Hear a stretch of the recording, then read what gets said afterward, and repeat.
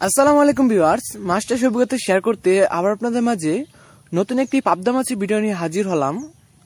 তো আজকে আমি আলোচনা করব পাবদা মাছের রেনু ও দানিপোনার দাম কেমন হবে এবং 5 থেকে 6 মাস চাষ করার পর হারভেস্টিং এর সময় পাবদা মাছ কত টাকা করে কেজি বিক্রি করতে পারবেন সেই সম্পর্কে আপনাদেরকে ধারণা দেব।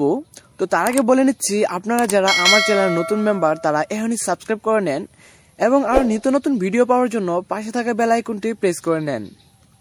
আর যারা অলরেডি সাবস্ক্রাইব করে দিয়েছেন তারা লাইক বাটনে লাইক দিয়ে ভিডিওটি শেয়ার করে দেন। তো পাবদা মাছ খুবই সুস্বাদু একটি মাছ। বর্তমানে বাংলাদেশে পাবদা মাছের চাহিদা খুবই বেশি। বর্তমানে এই মাছের বাজার মূল্য খুবই বেশি। আপনারা যদি চান তাহলে চাষ করতে পারেন। তো এই মাছ চাষ করে আপনি অল্প খরচে বেশি টাকা আয় করতে পারেন।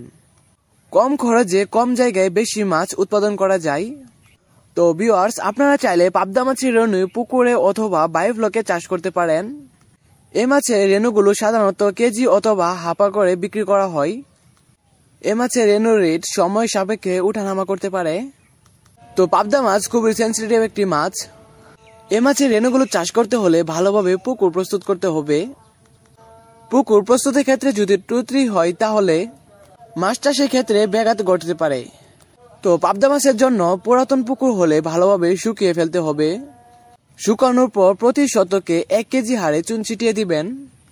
চুন দেওয়ার 2 দিন পরে আপনি 100 গ্রাম ইউরিয়া এবং 150 গ্রাম টিএসপি পুকুরে ছিটিয়ে দিবেন।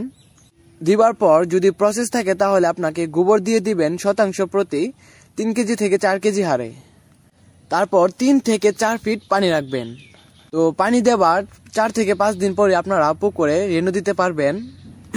রেনু দেবার ক্ষেত্রে অবশ্যই একটা বিষয় লক্ষ্য রাখবেন, হ্যাচারি থেকে রেনুগুলো ক্রয় করার সময় হ্যাচারির মালিককে অবশ্যই বলে রাখবেন যে স্বাভাবিক ঘনত্বে মাছের রেনুগুলো সাপ্লাই হয়, অর্থাৎ মাছের রেনুগুলো প্রতি প্যাকেটে স্বাভাবিক ঘনত্বে দেওয়া হয়, কোনো প্রকারে যেন অক্সিজেন ফিল না করে। তো এই বিষয়টা অবশ্যই লক্ষ্য রাখবেন। তো পাবদা মাছকে কি খাবার দিবেন সেক্ষেত্রে প্রথম অবস্থায় আপনাকে দেশি ডিমটাই খাওয়ানো ভালো হবে। যেরকম হাঁসের ডিম, এই ডিমটি যদি খাওয়াতে পারেন তাহলে মাছের স্ট্রং থাকবে, মাছের রেনুগুলো দুর্বল হবে না।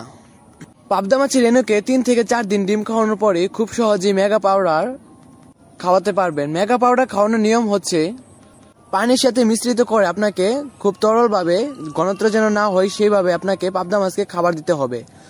তো মাস্টারশি বন্ধুরা, আজকে ভিডিওটি এই পর্যন্তই। যদি ভালো লেগে থাকে অবশ্যই একটি সাবস্ক্রাইব করে দিবেন এবং লাইক বাটন লাইক দিয়ে